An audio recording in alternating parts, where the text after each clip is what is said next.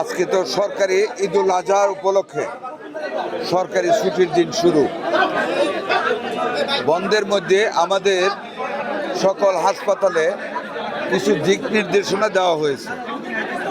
সেই দিক নির্দেশনা অনুযায়ী ইমার্জেন্সি বিভাগ, মিজেলস ওয়ার্ড, পরিষ্কার পরিচ্ছন্নতা, ডাক্তারদের উপস্থিতি যাদেরকে আমরা মিন করেছি থাকার জন্য, এই কার্যক্রমগুলি সঠিকভাবে পালন করতেছে কিনা সেইটা দেখার জন্যে সশরীরে এখানে এসেছি। এবং আমাদের সারা বাংলাদেশ ব্যাপী আমাদের সিনিয়র কর্মকর্তা যারা ছুটিতে গিয়েছেন তারাও বিভিন্ন জায়গায় দেখবেন আমরা যাতে আমাদের হামের রুগীদের সঠিক পরিচর্যা হয়, ইমার্জেন্সি বিভাগে যাতে ডাক্তার থাকে, আমরা সেগুলি দেখার জন্য পরিষ্কার পরিচ্ছন্নতা, রান্নার কোয়ালিটি এগুলি দেখার জন্য আজকে আমাদের পরিদর্শন। এই দুইটা হাসপাতালে অনেকে বলেছে আমি আসবো বলেই পরিষ্কার পরিচ্ছন্ন রেখেছে। যদি এটাও সত্যি হয় তাও তো অন্তত একটা ভীতি আছে মানুষের, অভ্যাস হবে ভয় পাইতে পাইতে পরিষ্কার পরিচ্ছন্ন রাখা। বাট আমার মনে হয় এখানে যাদেরকে আমি পেয়েছি, ডিসি সাহেব সহ আমার সিভিল সার্জন, ডাইরেক্টর, ভারপ্রাপ্ত ডাইরেক্টর, ডাক্তাররা প্রত্যেকেই অত্যন্ত সহজ সরল এবং কর্তব্য বোধপরায়ণ। ভালো পেয়েছি। আমি কয়েকটি ওয়ার্ড ঘুরেছি, আপনারাও ছিলেন, মিজেলস ওয়ার্ডেও গিয়েছি, আমি অত্যন্ত ভালো পেয়েছি। রুগীদের যে সেবা, মিজেলস ওয়ার্ডগুলি, লেবার ওয়ার্ডে গিয়েছি, কিছু জেনারেল ওয়ার্ডে গিয়েছি, আর আমি কারো কাছ থেকে কোনো ব্যাড কমপ্লেন পাই নাই, কোনো কমপ্লেনই পাইনি।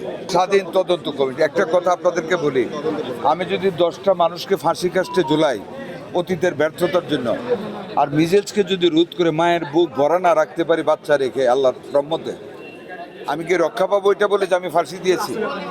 আমাদের first target to give extreme support to the ill babies, যাতে আমার একটা মায়ের বুক যাতে খালি না হয়, যাতে বেস্ট অ্যাভেলেবল ট্রিটমেন্টটা ভ্যাকসিনেশন সহ যাতে আমরা বাচ্চাদেরকে দিতে পারি। আমরা দেখেন এত কষ্টের ভিতরে, এত সীমাবদ্ধতার ভিতরে আওয়ামী লীগ ফ্যাসিস্ট সরকার এবং গত কেয়ারটেকার গভর্নমেন্ট সরকার, আপনারা ইউনিসেফের স্টেটমেন্টগুলি শুনেছেন যে তাদেরকে 7বার রিমাইন্ডার দেওয়া সত্ত্বেও আওয়ামী লীগ এবং কেয়ারটেকার গভর্নমেন্ট কোনো ভ্যাকসিন নেয় নাই, প্রাইভেট কেনার জন্য, পয়সা খাওয়ার জন্য। আমরা এসে যখন ফার্স্ট ডেথটা হলো মহাখালীতে, রাত 1:45 মাননীয় প্রধানমন্ত্রী ফোন করলেন যে মন্ত্রী সাহেব কোথায়? আমি বলো স্যার বাসায়। মহাখালীতে একটা বেবি মারা গেছে, মিজেলসে এক্ষুনি যান। এই 1:45টার সময় রাশ করে গিয়ে ইনস্ট্যান্টলি ওইখানে আমি 18 ঘন্টার ভিতরে আইসিইউ করলাম। ওই দিনতে রাত থেকে আমরা যাত্রা শুরু করলাম। পরের দিন মিটিং করে দেখি কোনো আমার ভ্যাকসিন নেই।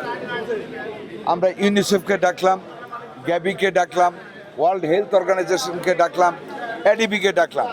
আমার অ্যাপ্রোচে মাননীয় প্রধানমন্ত্রীর কথা ভেবে, তার সততা ভেবে এই বিদেশি অর্গানাইজেশনগুলি হুমড়ি খেয়ে 7 দিনের ভিতরে এডিবির টাকা আমরা রিলিজ করে দিলাম। আমরা 122% অ্যাচিভ করেছি, মোর দেন দ্য টার্গেট।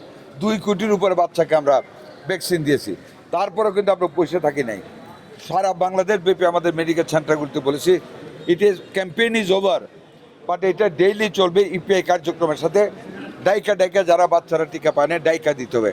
কারণ এই দেশের পরিসংখ্যান, পৃথিবীর সকল দেশের পরিসংখ্যান ভুল আছে। কাজে পরিসংখ্যানের উপর নির্ভর না করে we are looking for the babies.